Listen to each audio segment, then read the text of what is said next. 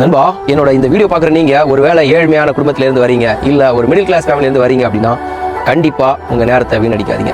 உங்கள் கேங்கில் கண்டிப்பாக இருப்பான் ஒரு பணக்காரன். அவங்க கிட்ட நல்ல பைக்கு, நல்ல ஐஃபோன் எல்லாம் வச்சுருப்பாங்க. ஆனால் நண்பா, அதெல்லாம் அவங்க சம்பாதிச்சு வாங்கினதில்லை, அவங்க அப்பா அம்மா வாங்கி கொடுத்தது.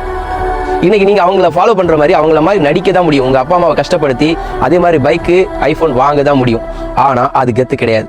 நாளைக்கு நீங்கள் சம்பாதிச்சு உங்களுக்கு ஆசையான பொருட்களை வாங்கி அதே மாதிரி உங்கள் அப்பா அம்மாவுக்கும் ஆசைப்பட்ட பொருட்களை வாங்கி கொடுக்குறது தான் கெத்து.